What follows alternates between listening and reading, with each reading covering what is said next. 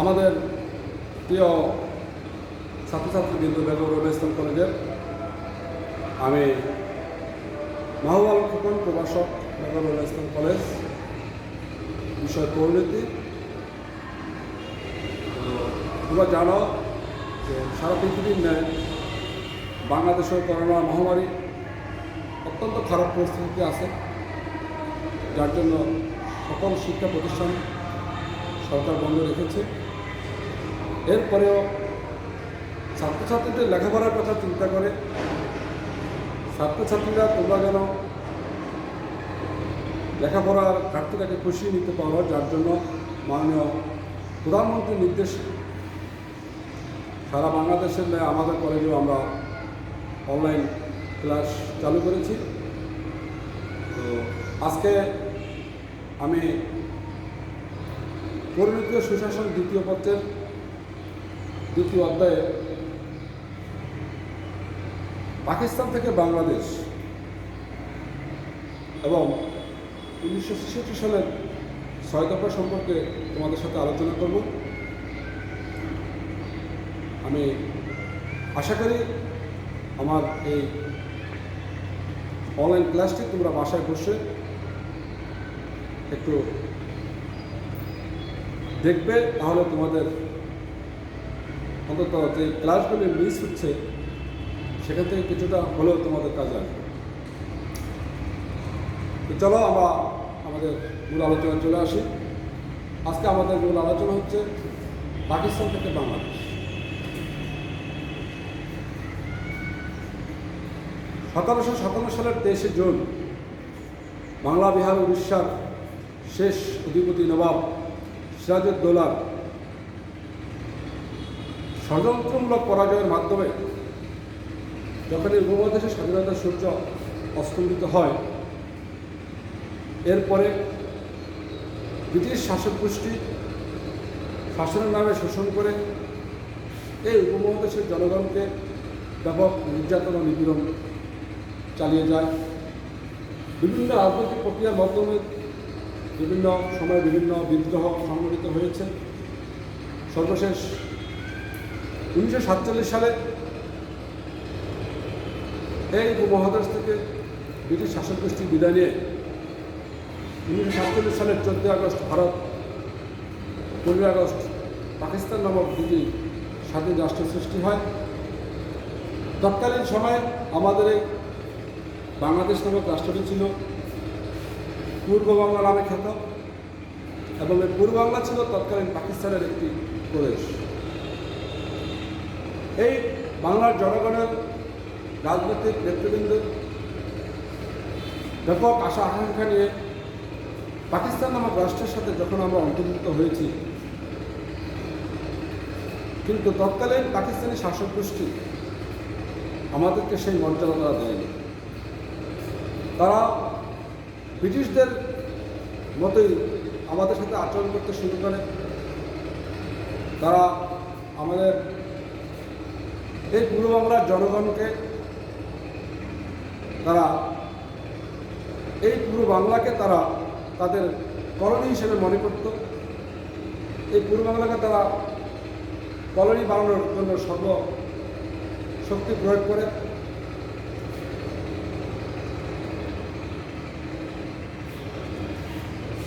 বাঙালি যে আশা আকাঙ্ক্ষা, এই স্বপ্ন, এই চেতনা নিয়ে পাকিস্তানের সাথে অন্তর্ভুক্ত হয়েছে,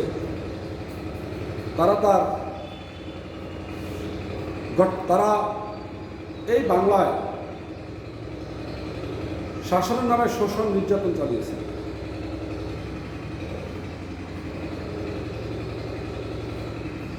তারা এই পূর্ব বাংলাকে তাদের পশ্চিম পাকিস্তানের জন্য কাঁচামাল সরবরাহের উৎকৃষ্ট কেন্দ্র হিসেবে তারা কিন্তু বিবেচনা করত।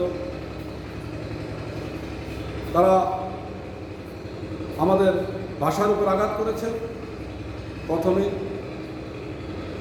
ভাষার প্রশ্নে এই পাকিস্তানের সাথে আমাদের প্রথম বিরোধ সৃষ্টি হয়। সেখানে আমাদের অনেক বাঙালিদের জীবন দিতে হয়, তোমরা জানো, সালাম, বরকত, শহীদ জব্বার সহ অনেক সেনানীরা, বীর সেনানীরা জীবন দিয়েছে।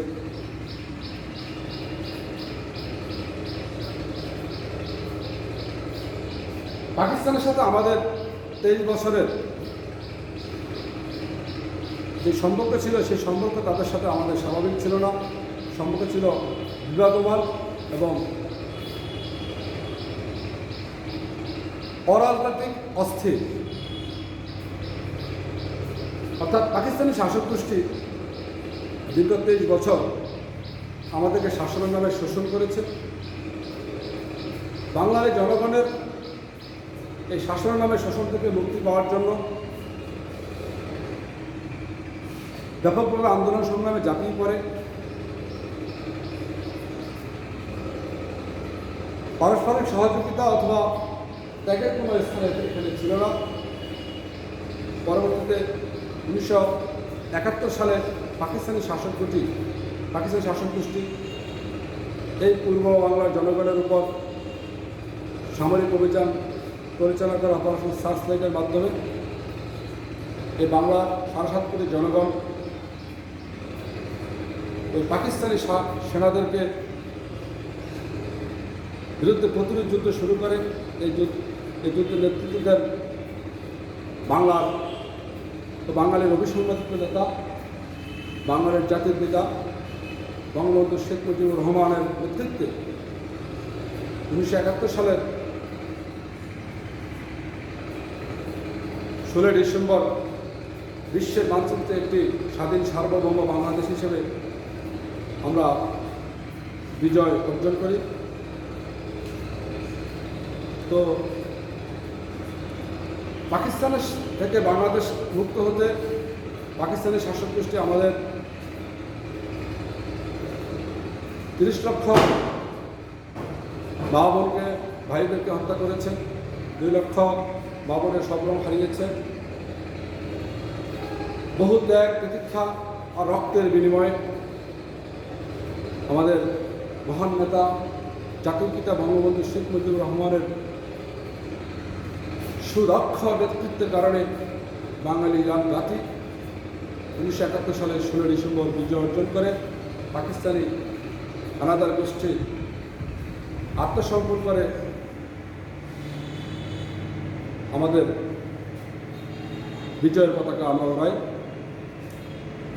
তো এরপরে আমরা হচ্ছে মোটামুটি আমাদের বাংলাদেশ থেকে পাকিস্তান হওয়ার একটি ধারণা। আমরা এখন আলোচনা করব 1963 সালের 6 দফা। 1963 সালের 6 দফা মূলত 6টি দাবি। তৎকালীন সময়ে বঙ্গবন্ধু শেখ মুজিবুর রহমান পাকিস্তানের লাহোরে বিরোধী দলের সকল রাজনৈতিক নেতাদেরকে নিয়ে একটি সম্মেলন আয়োজন করে। সেই সম্মেলনে বাঙালির স্বায়ত্তশাসনের দাবিকে বিবেচনা করে বঙ্গবন্ধু শেখ মুজিবুর রহমান 6টি দাবি উত্থাপন করে, যা ইতিহাসের 6 দফা নামে খ্যাত। সামরিক শাসন আইয়ুব খানের শাসনামলে তৎকালীন এই পাকিস্তানের শাসক ছিলেন আইয়ুব খান। তার শাসনামলে পূর্ববঙ্গের জনগণের স্বায়ত্তশাসনের দাবি অধিক পরিমাণে হাতছাড়া দিয়ে ওঠে। বিশেষ করে 1965 সালে পাক ভারত যখন যুদ্ধ হয়, সেই যুদ্ধে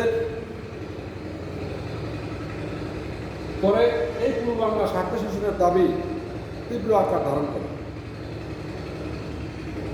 যুদ্ধকালে পূর্ব বাংলার জনগণের জালমালের কোনো নিরাপত্তা তথা পশ্চিমা শাসক গোষ্ঠী বিবেচনা করেনি। তৎকালীন কেন্দ্রীয় সরকারের চরম উদাসীনতা, হীনমনতা ও বৈষম্যমূলক নীতির কারণে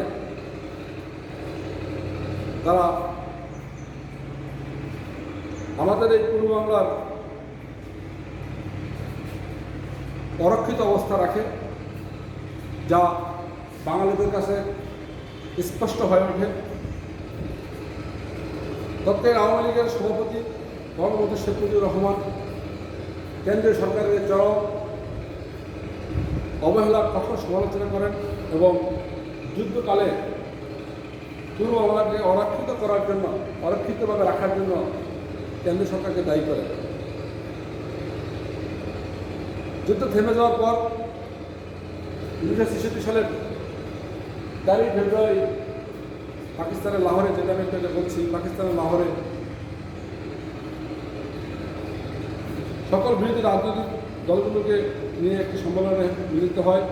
ওই সম্মেলনে বঙ্গবন্ধু শেখ মুজিবুর রহমান শাসনতন্ত্রের ভিত্তিস্বরূপ 6 দফা কর্মসূচি পেশ করেন। কিন্তু সম্মেলনে 6 দফা কর্মসূচি ভীষণভাবে সমালোচিত হয়। সমালোচিত হলে বঙ্গবন্ধু শেখ মুজিবুর রহমান পশ্চিম পাকিস্তান থেকে পূর্ব পাকিস্তান চলে এসে আওয়ামী লীগের মিটিং করে আওয়ামী লীগের এই 6 দফাকে আওয়ামী লীগের কর্মসূচি হিসাবে তিনি অন্তর্ভুক্ত করেন এবং এর ভিত্তিতে তিনি সারা দেশে কর্মসূচি চালিয়ে যান, ব্যাপক গণ আন্দোলন রাখবেন। ধীরে ধীরে 6 দফা অত্যন্ত জনপ্রিয় হয়ে ওঠে এবং গণ আন্দোলনের রূপ নেয়। আওয়ামী লীগ নেতৃবৃন্দ জনগণকে প্রতিশ্রুতি দেন যে ক্ষমতা অধিষ্ঠিত হলে তারা 6 দফার ভিত্তিতে শাসনতন্ত্র রচনা করবেন।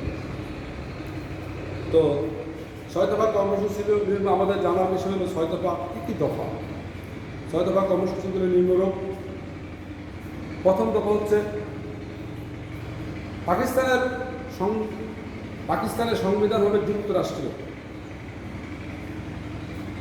অর্থাৎ পাকিস্তানের সংবিধান হবে আইনসভাবে দ্বিকক্ষ বিশিষ্ট আইনসভা এবং সংবিধান হবে যুক্তরাষ্ট্রীয় এবং সরকার পদ্ধতি হবে পার্লামেন্টারি সিস্টেম।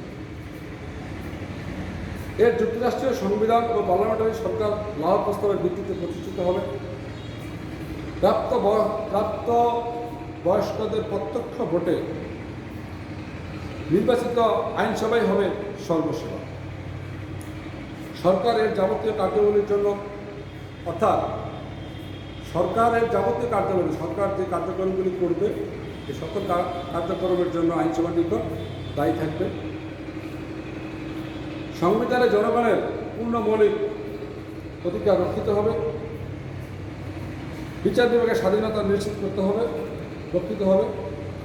সর্বোপরি যুক্তরাষ্ট্রীয় সংবিধানের অধীনে একটি সত্যিকারের পার্লামেন্টারি গণতান্ত্রিক ব্যবস্থা প্রতিষ্ঠা করা হবে। এই ছিল প্রথম দফা। এরপর আসুক দ্বিতীয় দফা। দ্বিতীয় দফার অধীনে কেবল 2টি বিষয় ছিল: 1 দেশ রক্ষা, 2 পররাষ্ট্র। সরকারের অবশিষ্ট বিষয়গুলি প্রদেশ সমূহ দেখবে। এই ছিল 6 দফার দ্বিতীয় দফা। আসো তৃতীয় দফা। তৃতীয় দফা ছিল অর্থনৈতিক বিষয়, যেটি টাকা পয়সার বিষয়, অর্থাৎ 2 দেশের 2 অংশের জন্য 2টি মুদ্রা থাকবে যেটি অবাধে বিনিময়যোগ্য। আমি আশা করি তোমরা বুঝতে পেরেছ। অর্থাৎ 2 প্রদেশে পূর্ব পাকিস্তান এবং পশ্চিম পাকিস্তানের 2টির জন্য সহজে বিনিময়যোগ্য এরকম 2টি মুদ্রা থাকবে যেটি অবাধে বিনিময়যোগ্য। অথবা পূর্ব পাকিস্তান হতে পশ্চিম পাকিস্তানে, অর্থাৎ তৎকালীন সময়ে এই পূর্ব পাকিস্তান থেকে সকল টাকা পয়সা পশ্চিমা শাসক গোষ্ঠী এখান থেকে তারা এসে টাকা পয়সা কামিয়ে তারা পশ্চিম পাকিস্তানে পাচার করত, যার জন্য শেখ মুজিবুর রহমান এই দাবি উত্থাপন করেন যে পূর্ব পাকিস্তান থেকে পশ্চিম পাকিস্তানে মূলধন পাচার বন্ধের উদ্দেশ্যে একটি ফেডারেল রিজার্ভ ব্যাংকের সিস্টেম, ফেডারেল রিজার্ভ ব্যাংকের মাধ্যমে 2 অঞ্চলের জন্য একই মুদ্রা থাকবে। চতুর্থ দফা ছিল কর ও শুল্ক ধার্যের ক্ষেত্রে অঙ্গরাজ্যগুলো পূর্ণাঙ্গ স্বাধীনতা থাকবে। আমি আবারও বলি, চতুর্থ দফা ছিল কর ও শুল্ক ধার্যের ক্ষেত্রে অঙ্গরাজ্যগুলোর পূর্ণাঙ্গ স্বাধীনতা থাকবে। এক্ষেত্রে যুক্তরাষ্ট্রের সরকারের কোনো প্রকার ক্ষমতা থাকবে না। তবে কেন্দ্রীয় সরকার প্রয়োজনীয় ব্যয় নির্বাহের জন্য রাজ্যগুলো থেকে রাজস্বের একটি অংশ শাসনতান্ত্রিক ব্যবস্থা অনুযায়ী কেন্দ্র সরকারকে প্রদান করবে। এরপরে পঞ্চম দফা ছিল প্রতি অঞ্চলের বৈদেশিক মুদ্রা আয়ের হিসাব, অর্থাৎ প্রত্যেক রাজ্যের বৈদেশিক যে মুদ্রা আয় হতো ওই আয়ের হিসাব আলাদা আলাদা রাখতে হবে। আঞ্চলিক সরকারি বিদেশের সাথে ব্যবসা বাণিজ্য ও চুক্তি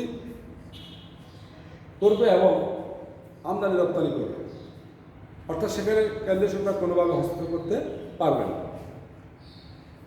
আমাদের 6 দফার সর্বশেষ দফা 6 দফা, যেটি ষষ্ঠ দফা, অঙ্গরাজ্যগুলোকে জাতীয় নিরাপত্তা ব্যবস্থায় কার্যকরভাবে অংশগ্রহণের সুযোগ, জাতীয় নিরাপত্তা ও সংহতি রক্ষার সুযোগ প্রদান করতে হবে। এই উদ্দেশ্যে প্রতিটি অঙ্গরাজ্যকে স্বীয় কর্তৃত্বাধীনে একটি আঞ্চলিক সেনাবাহিনী বা আধা সামরিক বাহিনী গঠনের সুযোগ দিতে হবে। তো এই ছিল ষষ্ঠ দফা। তোমাদের উদ্দেশ্যে আর একটু বলতে হয়, 1966 সালের 6 দফা বাঙালির মুক্তির সনদ হিসেবে বিবেচিত হয়। এই 6 দফা পরবর্তীতে হয় বাঙালির প্রাণের দফা। এই 6 দফার উপর ভিত্তি করেই আমাদের শাসনতন্ত্র রচিত হয়। এই 6 দফার উপর ভিত্তি করেই পূর্ব বাংলা স্বায়ত্তশাসনের দাবিতে যে গণ আন্দোলন সৃষ্টি হয়েছিল, সেই গণ আন্দোলনের উপর ভিত্তি করেই 1971 সালের মহান স্বাধীনতা যুদ্ধে আমরা বিজয় নিশ্চিত করি। যেই বিজয়ের নেতৃত্বে ছিলেন আমাদের মহান নেতা, বর্তমান আমাদের মহান নেতা, বাঙালি জাতির পিতা বঙ্গবন্ধু শেখ মুজিবুর রহমান। 6 দফার গুরুত্ব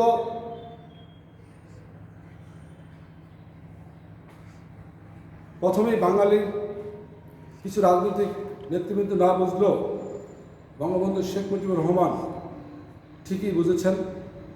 তিনি বুঝে শুনে 6 দফা দাবি প্রণয়ন করে সেই লাহোরের সম্মেলনে উত্থাপন করেছিলেন এবং সারা দেশব্যাপী যখন কর্মসূচি চালিয়ে এই 6 দফার উপর প্রচার অভিযান চালায়, তখন এই পূর্ব বাংলার 7.5 কোটি জনগণ 6 দফাকে সমর্থন করে। পরবর্তীতে 6 দফাই হয় বাঙালি জাতির ম্যাগনা কার্টা। তো এই 6 দফা সম্পর্কে বিস্তারিত আরও বলার আছে। আজকে মোটামুটি আমরা মূল পয়েন্টগুলো আলোচনা করলাম। তোমরা বাসায় আমার লেকচারটি শুনে তোমরা বই একটু ভালোভাবে পড়বে, তাহলে আমি আশা করি তোমাদের এই 6 দফা সম্পর্কে তোমাদের কনসেপ্ট ক্লিয়ার হয়ে যাবে। আর তোমাদের সাথে আজকে আমি ক্লাস এখানে শেষ করছি। পরবর্তী ক্লাসে আবার তোমাদের সাথে দেখা হবে। ভালো থেকো।